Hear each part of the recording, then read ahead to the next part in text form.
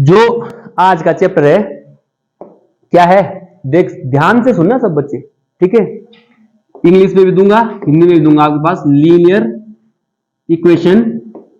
Equation in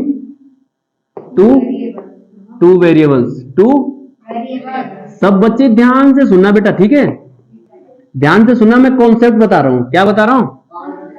linear equation in two variables, दो चर वाली रैखिक समीकरण है, ठीक है। दो चर वाली रैखिक समीकरण, ठीक है। समीकरण थोड़ा मैं कुछ जगह शॉर्टकट लूंगा, बोलूंगा मुंह से, ठीक है। तो दो चर वाली रैखिक समीकरण, दो चर वाली रैखिक समीकरण पाठ का नाम है। सबसे सुनो पहले, बात क्या है कि कोर्स थोड़ा कम कर रखा है। मैथ्स का कोर्स भी बहुत शॉर्ट हो चुका है। तो आपको क्या करना है कि आपको इतने कम शॉर्ट मैथ्स, मतलब पहले के जमाने क्या है, कोर्स बहुत बड़ा होता था, अब क्या है शॉर्ट कर दिया, बहुत सारी चीजें हटा दिए। फिर भी हटा दिए, आप लोगों ने इस कम कोर्स को भी अच्छे से करना है, तभी फिर भी उसके बाद ही बच्चे नंबर नहीं ला पाते, तो बहुत दुख होता है ना। तो इसलिए थोड़ा सा ध्यान से सुनना जरा। लीनियर, देखो मैं वर्डिंग से बजा रहा हूं, वर्डिंग पे कॉन्सेप्ट बता रहा हूं। लीनियर मतलब होता है रैखिक, ठीक है। लीनियर मतलब होता है लीनियर, सीधा। अगर मैं बात करूंगा सीधा क्या होगी? रेखा। किसकी बात करेंगे हम यहाँ पे? रेखा सीधी होती है ना। और चर को बोलते हैं वेरिएबल्स। क्या बोलते हैं? वेरिएबल्स मतलब चर। वो भी कितने होंगे? दो। कितने होंगे यहाँ पे? दो होंगे चर। और हम बात करते हैं इक्वेशन की। इक्वेशन का मतलब होता है समीकरण। और समीकरण आप याद कर लो, समीकरण में बार बार कहता हूं, समीकरण में दो पक्ष होते हैं, एक दायां पक्ष एक बायां पक्ष, और बीच में क्या होता है? बराबर का चिन्ह, इक्वल टू का साइन होता है। इक्वल टू का साइन जहां पे लग गया मैथमेटिक्स में, दैट इज इक्वेशन। जहां पे बराबर का साइन लग गया वो क्या हो गई? समीकरण हो गई। समझ में आ गया? अब याद क्या रखना है, देखो दो चर होंगे, एक चर होगा आपका x, एक चर होगा y। समझ में आ गया? ये दो चर होंगे, मतलब दो चर है ना, टू वेरिएबल्स, एक x है एक y। तो जो जनरल इक्वेशन बनेगी, जो सामान्य समीकरण बनेगी, वो ऐसे बनेगी, देखो ax प्लस by और प्लस कोई constant c is equal to 0। अब थोड़ा सा पीछे ध्यान करो आप, मैंने तुमको जब बहुपद पढ़ाए थे, पॉलिनोमियल पढ़ाए थे, फिर मैंने आपको एक चीज पढ़ाई थी, आपने लीनियर वर्ड सुना होगा, लीनियर पॉलिनोमियल। तो लीनियर पॉलिनोमियल मैंने ऐसे बनाया था, देखो ax प्लस b मतलब the polynomial eight which the highest power of x is 1। ऐसा बहुपद जिसमें x की उच्चतम घात 1 होती है, वो रैखिक बहुपद होता है। x की उच्चतम घात कितनी थी? किसमें? रैखिक बहुपद में। लेकिन यहां पे हम लीनियर इक्वेशन पढ़ रहे हैं, तो इक्वेशन देखो यहां पे क्या है? बराबर का चिन्ह भी है। x और y दो चर हैं, दोनों की पावर कितनी है? 1 है ना। दोनों की पावर 1 है। a b c ये क्या है? कोफिशिएंट, गुणांक। a क्या है? x का गुणांक, b y का गुणांक, c इज कांस्टेंट। c क्या है? कांस्टेंट मतलब होता है स्थिर राशि, ठीक है। पक्का मतलब a और b क्या है? a b क्या है? कोफिशिएंट है। ये क्या है? कोफिशिएंट, गुणांक, कोफिशिएंट, ठीक है। और x और y क्या है? टू वेरिएबल्स, दो चर। क्लियर है? इतना क्लियर है? तो ये तो है कॉन्सेप्ट। अब क्या है, आपको याद क्या रखना है? आते हैं 3 प्रकार की रेखाएं होती है, ठीक है। कितनी प्रकार की रेखाएं होती है? मुख्यतः 3 प्रकार की रेखाएं होती है। तीनों दिखा रहा हूं तुमको। एक होती है ऐसी, एक होती है ये, ठीक है, और एक होती है एक इसके ऊपर और दूसरी भी इसी के ऊपर, ठीक है। तो ये तीन प्रकार की रेखाएं होती है। इनको बोलते हैं इंटरसेक्टिंग लाइन। क्या बोलते हैं? इंटरसेक्टिंग लाइंस, ठीक है। लाइन से दो रेखाएं हैं, देखो है ना, ये क्या कर रही हैं, इनको हिंदी में बोलते हैं प्रतिच्छेदी रेखाएं। क्या बोलते हैं?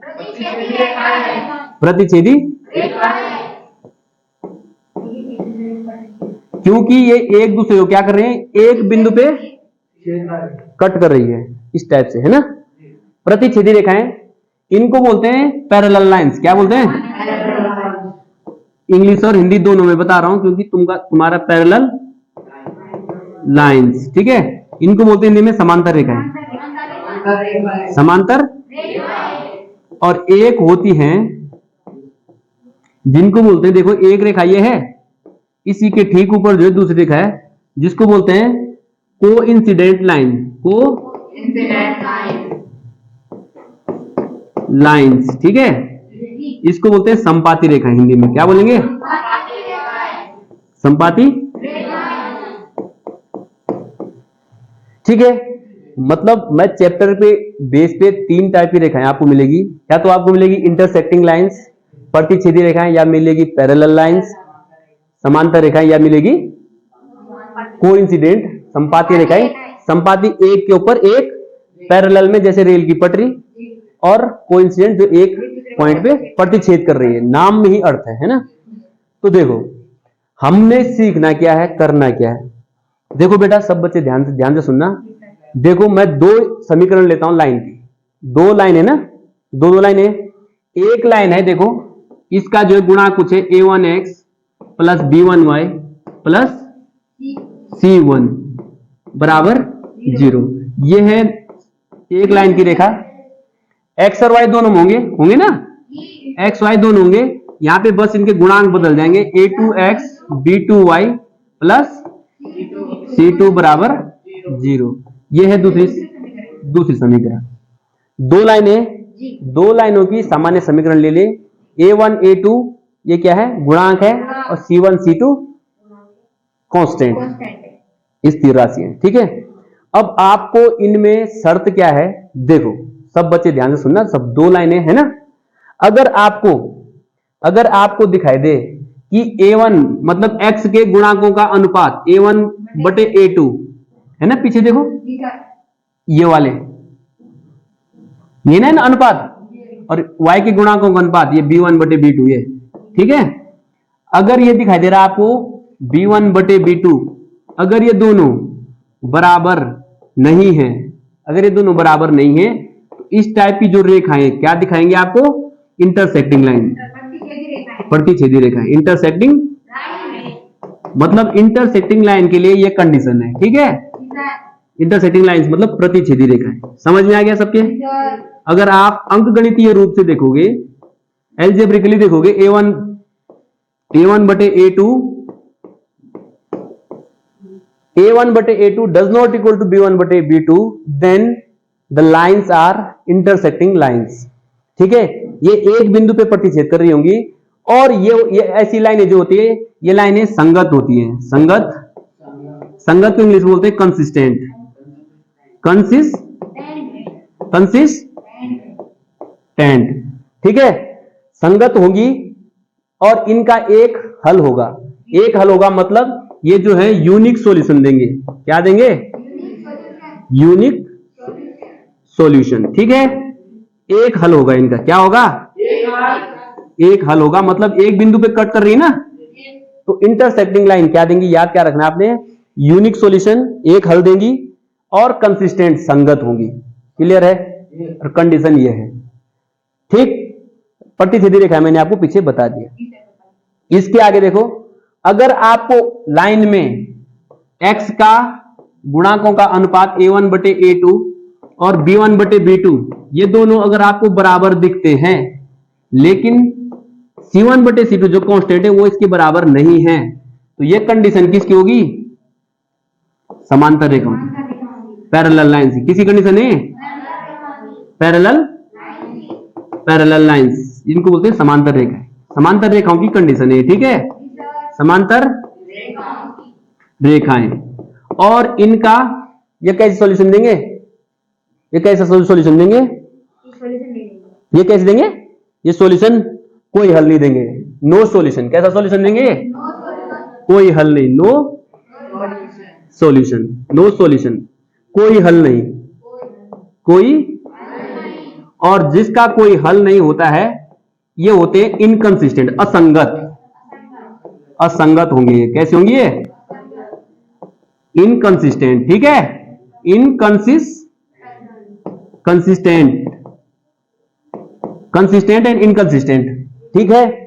ये असंगत, याद रखना है इनको, ये जो मैं इंपोर्टेंट, ये असंगत क्यों लिख रहा हूं मैं, ये आएगा, पूछा जाता है कि कंसिस्टेंट है कि इनकंसिस्टेंट है, संगत है कि असंगत है।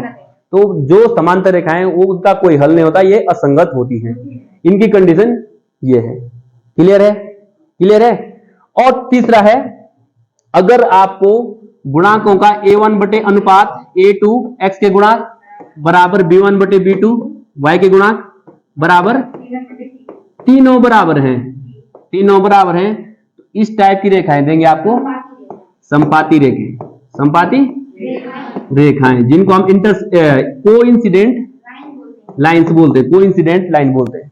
और इनका है सो मेनी सॉल्यूशन, इनके अनेक हल मिलते हैं, सो मेनी सॉल्यूशन, ठीक है। अनेक हल कैसे देंगे? अनेक हल देंगे, कितने? अनेक हल, बहुत सारे हल देंगे, जो एक का होगा दूसरे का वही बिंदु होगा। और ये होती हैं संगत, कैसे होती हैं? कंसिस्टेंट, कैसे होती है? कंसिस्टेंट, स्पेलिंग ये है, ठीक है, CONSISTANT, कंसिस्टेंट, ठीक है। तीन प्रकार की रेखाएं हैं, फिर बता दे रहा हूं, ऐसे मौके बता दे रहा हूं। इंटरसेक्टिंग लाइन, प्रतिच्छेदी रेखाओं की जो कंडीशन है, a1 बटे a2 does not equal to b1 बटे b2, सिर्फ दो में चेक करना है, x और y के गुणांकों का अनुपात। समांतर रेखाओं पैरेलल लाइंस में a1 बटे a2 इक्वल टू b1 बटे b2 does not equal to c1 बटे c2। और संपाती रेखाओं में कोइंसिडेंट लाइंस में a1 बटे a2 is equal to b1 बटे b2 is equal to c1 बटे c2। क्लियर है? समझ में आ गया? संगत कौन कौन सी होती हैं? जो एक प्रतिच्छेदी रेखाएं और ये संपाती रेखाएं, ये संगत हल देंगी, और जो सिर्फ समांतर रेखाएं हैं वो असंगत हल देंगी। प्रतिच्छेदी रेखाओं का एक हल होता है, यूनिक सॉल्यूशन होता है, समांतर रेखाओं का कोई हल नहीं होता है, और संपाती रेखाओं का अनेक हल होते हैं। मेरी बातों को ध्यान से सुन लेना, ध्यान से एक एक चीजों को स्पष्ट कर लेना, ठीक है। अब बात क्या आती है, ये जो दो चर वाली रैखिक समीकरणें हैं, दो समीकरणें होंगी आपके पास, दो समीकरणें दे रखी होंगी, है ना। ये दो, इनका सॉल्यूशन दो प्रकार से होता है। कितने प्रकार से होता है? दो प्रकार हैं। कितने प्रकार से होंगे ये? जो समीकरणें हैं वो दो प्रकार से होंगी। एक होंगी हमारा जिसको हम बोलते हैं ग्राफिकल मेथड, ग्राफिकल मेथड, एक है एल्जेब्रिक मेथड, एक है एल्जेब्रिक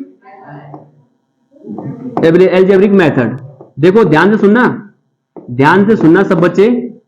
इसको ग्राफीय विधि बोलते हैं हिंदी में, ग्राफीय विधि, और इसको बोलते हैं अंकगणितीय विधि। क्या बोलते हैं हिंदी में?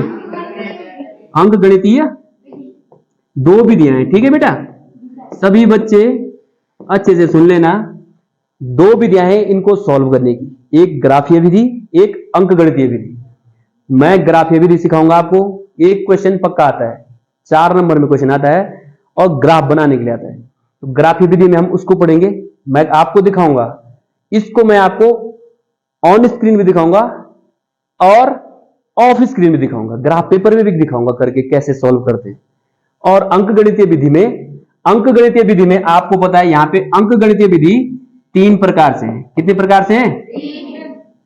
ठीक है, हिंदी में बता रहा हूं। एक है प्रतिस्थापन विधि, क्या बोलते हैं इसको?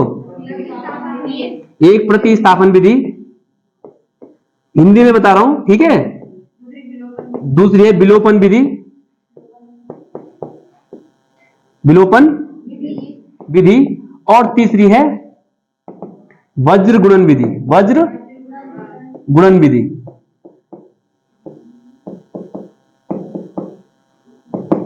प्रतिस्थापन को डिस्प्लेसमेंट बोलते हैं। जैसे हम एक को उठा के इसको बताऊंगा, मैं इसको सिखाऊंगा, इसको बोलते हैं डिस्प्लेसमेंट मेथड। यह एलिमिनेशन मेथड, बिलोपन विधि को elimination method and cross multiplication method, इनको मैं वन बाय वन डिस्कस करूंगा, लेकिन मैंने आपको आपके दिमाग में एक खाका बना दिया है ना। इसलिए थोड़ा ध्यान से पढ़ना, ध्यान से सुनना, और समय भी लगभग चल रहा है, समय चलेगा ही और ऐसे ही बीतेगा, समय बीतता जाएगा, लेकिन बशर्ते आपको क्या करना है, पढ़ना है। ठीक है, तो इसके आगे का बताऊंगा मैं नेक्स्ट डे में।